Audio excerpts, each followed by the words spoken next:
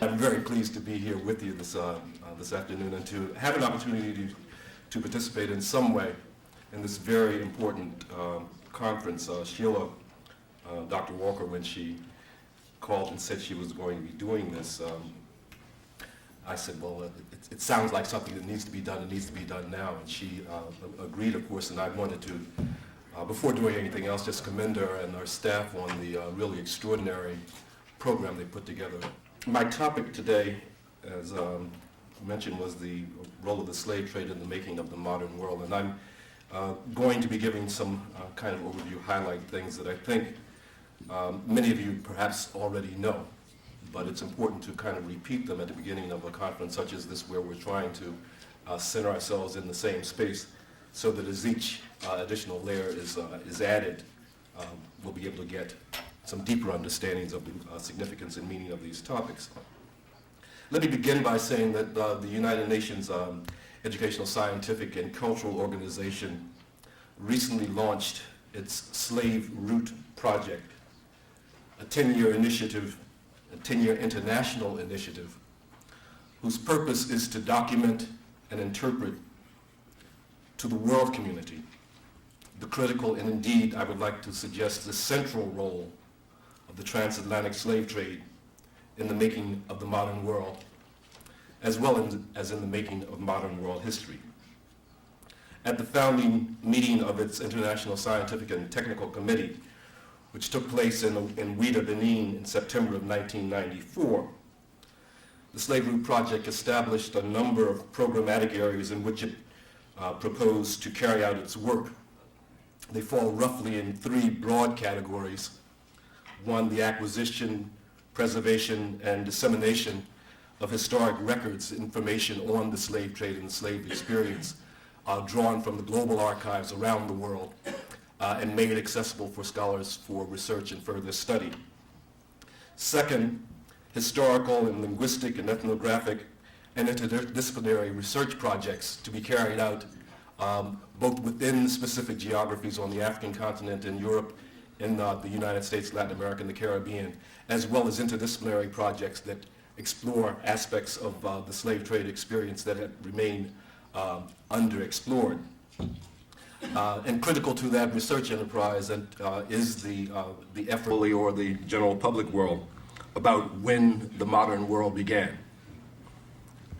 Some people place it back as early as the 13th century, others place it somewhere in that period of the 19th century, when the European colonial powers begin to make their incursions into Africa.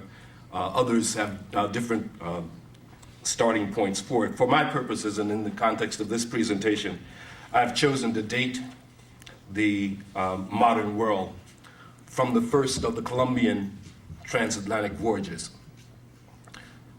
Said another way, the modern world as I view it begins with the 1492 voyages of Columbus, and it was that voyage that ushered in the era of European colonial expansion that resulted in, among other things, the organization of the transatlantic slave trade.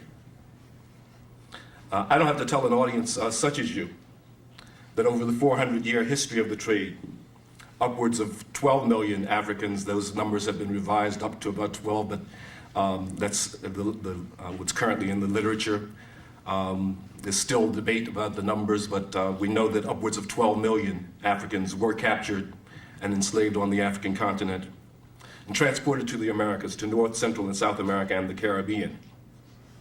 That process took place, as we mentioned, over a period of 400 years. It was an uneven process, both in terms of the time that the migration took place, and in terms of the places in which people ended up in the Western Hemisphere. Upwards of 40% of the Africans who came to the Western Hemisphere, for instance, ended up in Brazil. While in the United States, interestingly enough, somewhere around 4.5% to 5% of the Africans who came from the Western Hemisphere ended up in the came from Africa, ended up in the United States. So the United States, one of the largest countries with one of the smallest populations, and just by comparison, a place like Barbados had approximately the same number of people coming from Africa to Barbados. a place like Jamaica, about 8%, or almost twice as many Africans going from Africa to Jamaica as came to the United States. But from that base of about 500,000, the African population has grown to more than, we now say, about 40 million people of African descent in the United States today. A truly remarkable phenomenon. What is even more remarkable, though, when we start talking about the demographics of the slave trade and the slave trade experience and its impact on the Western Hemisphere and its development, is the fact that the African peoples constituted the majority of the people who came from the old world to the new world. According to several sources, between 1492 and 1776, or roughly the first 300 years of what we understand to be the colonial period of American history, 1492, the Columbus voyages, to 1776, 6.5 million people crossed the Atlantic from Africa and Europe and settled in the Americas, North, Central, South America, and the Caribbean. Of those 6.5 million people, only 1 million were European. The other 5.5 million were African. Y'all didn't hear me.